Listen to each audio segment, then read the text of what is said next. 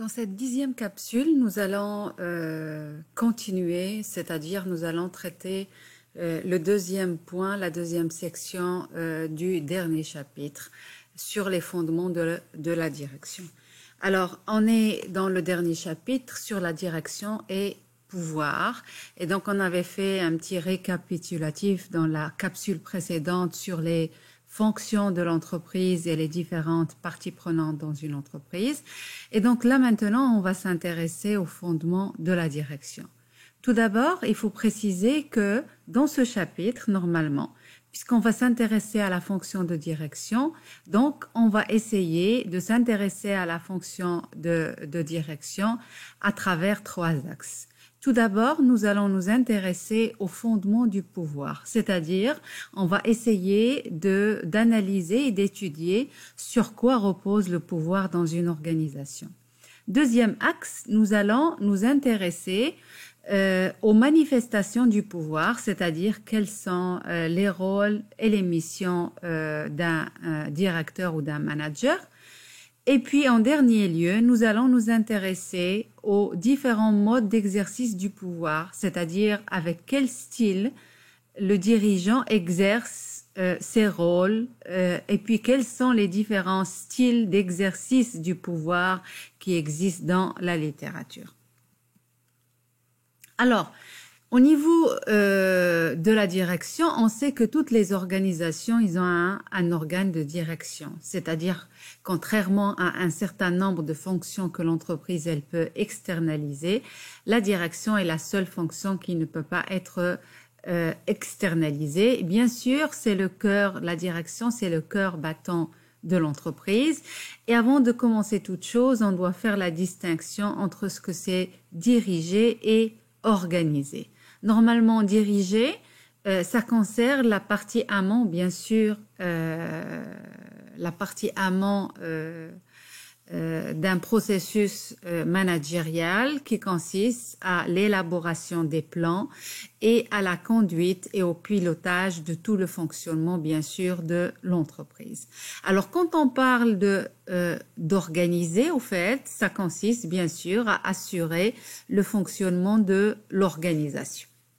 Alors tout d'abord, on doit savoir, avant de commencer à parler des fondements de la direction, on doit parler déjà d'un certain fait qui est arrivé, c'est que le pouvoir, il est passé des mains des propriétaires à celui des dirigeants. Alors normalement, dans l'approche microéconomique, le pouvoir est lié à la propriété du capital.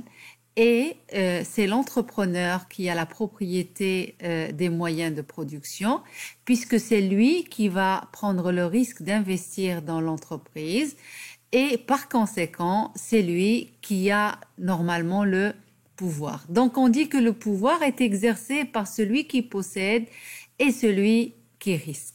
Ça, c'était le cas pendant plusieurs décennies. Alors, l'évolution des entreprises a fait que les dernières années, on a assisté à de nouvelles configurations dans lesquelles le capital ou la propriété du capital est diluée entre un certain nombre d'actionnaires qui ont besoin pour pouvoir assurer le fonctionnement de l'entreprise de recruter un cadre dirigeant. Et ce cadre dirigeant, il va avoir la responsabilité de diriger l'entreprise, bien sûr sous le contrôle du conseil d'administration qui représente les actionnaires, mais n'empêche que cette responsabilité de gérer l'entreprise, elle va concéder un pouvoir au dirigeant parce que c'est lui qui va gérer. Il va certes être surveillé et contrôlé par le conseil d'administration, mais c'est lui qui va mener les affaires, c'est lui qui va diriger au quotidien l'entreprise. Donc il va avoir un certain pouvoir, il va avoir un pouvoir que va lui conférer le développement des activités qu'il peut faire au niveau de l'entreprise. Il peut décider, par exemple, de consacrer une partie des capacités de financement de l'entreprise à l'investissement dans de nouveaux projets de croissance. Il va être responsable, c'est lui qui doit décider, par exemple, du paiement des dividendes. D'ailleurs, le dirigeant, il peut payer les dividendes comme il peut garder cet argent-là pour l'investir dans des sociétés et accroître plutôt la croissance de l'entreprise. Et donc, il va contribuer à augmenter la valeur patrimoniale de la firme. D'ailleurs, les très bons managers, les très bons dirigeants qui ont les meilleurs salaires, ce sont les dirigeants qui arrivent à augmenter la valeur patrimoniale de la firme. Donc, résultat, l'idée c'est que actuellement, ce dirigeant salarié, il a également un pouvoir. Le pouvoir n'est plus entre les mains de ceux qui ont la propriété du capital et des moyens de production de façon générale, mais il est entre les mains aussi des dirigeants. Alors, quand on s'intéresse au fondement de la fonction de direction, on est obligé de parler de la notion du concept de pouvoir, du concept de l'autorité et un peu plus loin du concept aussi de leadership. Alors pourquoi le pouvoir? Parce que en général, pour qu'une société fonctionne, il faut que les individus respectent les règles et obéissent aux ordres. Alors, ils vont le faire bien sûr, soit parce qu'ils sont contraints, ou parce qu'ils s'y soumettent spontanément car ils les pensent légitimes. Donc on nous dit que c'est la distinction entre le pouvoir et l'autorité. Donc Max Weber, il s'était intéressé à cette question de distinction entre le pouvoir et l'autorité. Et il nous avait expliqué que le pouvoir, c'est la capacité d'agir, certes dans une structure, mais c'est surtout la capacité de forcer l'obéissance. Et donc, le pouvoir passe par la capacité de modifier le comportement d'autrui, bien sûr, dans le sens qui est voulu par celui qui détient le pouvoir, et par conséquent, le pouvoir est la production des faits voulus. Donc, le pouvoir suppose qu'il y ait une sanction.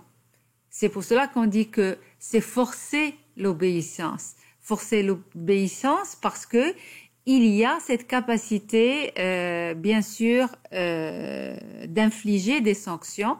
Et donc, la notion de pouvoir, c'est une notion qui n'est pas très loin d'ailleurs de la notion de l'autorité.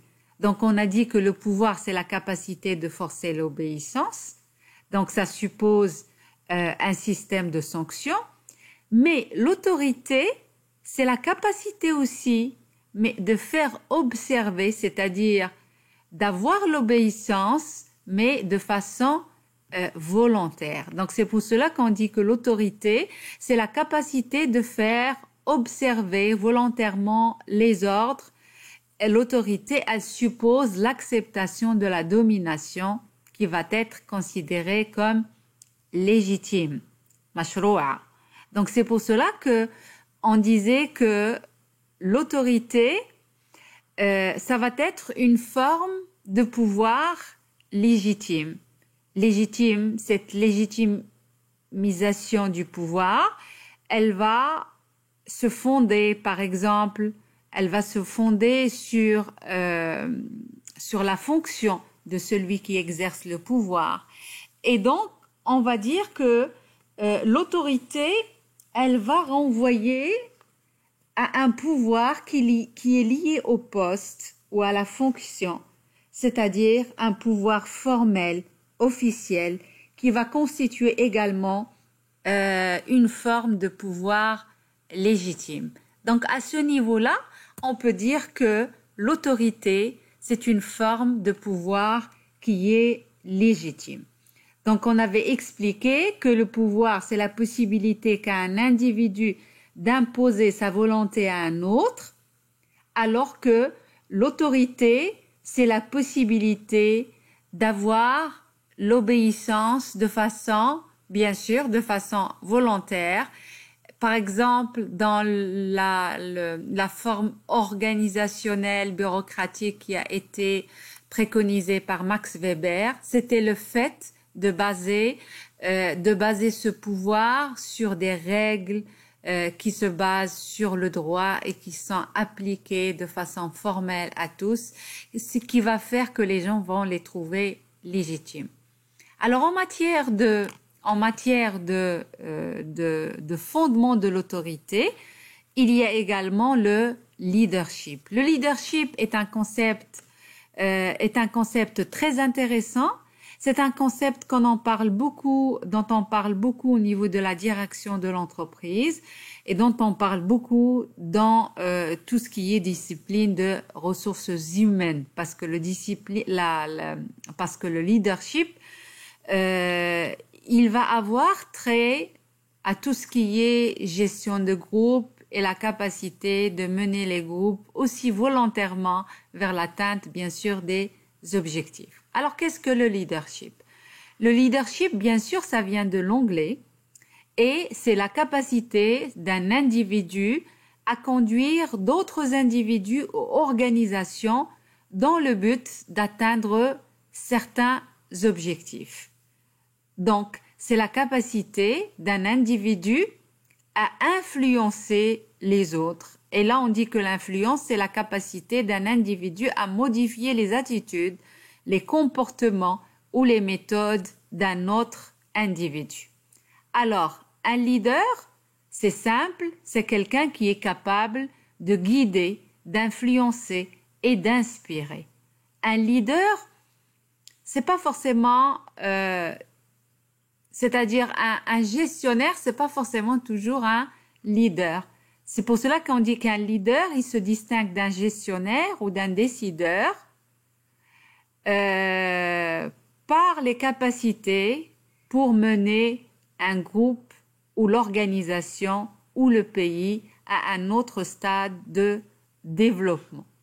Donc, un leader ou un bon gestionnaire, il peut être leader, mais il peut ne pas l'être. C'est-à-dire que les deux, gestionnaire et leader, ne sont pas forcément liés. On peut avoir des leaders, mais qui ne sont pas forcément des gestionnaires. Le leadership, c'est un concept qu'on peut retrouver dans la vie courante, dans les relations entre les individus, sans que ce soit lié forcément à une situation professionnelle donnée. Donc, un gestionnaire, il peut être leader, mais il peut ne pas l'être. Alors, avant, on disait que le leadership, c'était quelque chose qui était lié aux aptitudes innées des individus. C'est-à-dire qu'on est leader ou on ne l'est pas. Mais ces derniers temps, en fait, dans la littérature, on commence à revenir sur cette idée-là en expliquant que le leadership, c'est aussi des capacités qui peuvent être apprises grâce à une expérience ou aussi grâce à certaines formes de formation ou programmes de formation. Mais les aptitudes, c'est-à-dire la capacité ou les aptitudes innées chez les individus, ils restent quand même valables. C'est-à-dire que il y a des gens, quelle que soit l'expérience qu'ils peuvent avoir, quel que soit le type de formation, de séminaire qu'ils peuvent suivre, ils ne seront jamais, bien sûr, leaders. Donc, juste pour récapituler, on va dire que le pouvoir ou la direction, elle se fonde sur le pouvoir et l'autorité.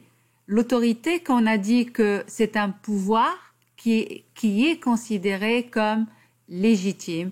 Et bien sûr, cette légitimisation du pouvoir, elle va venir soit par la fonction des personnes qui l'exercent, soit par un système de procédures qui sont appliquées et qui sont issues de la législation, c'est-à-dire du droit de travail, par exemple, et qui sont connues par les employés et qui sont employées ou appliquées de façon équitable à tout le monde, soit la direction, elle peut se fonder sur un mécanisme de leadership, c'est-à-dire des gestionnaires qui sont des leaders, qui ont des capacités à pouvoir modifier le comportement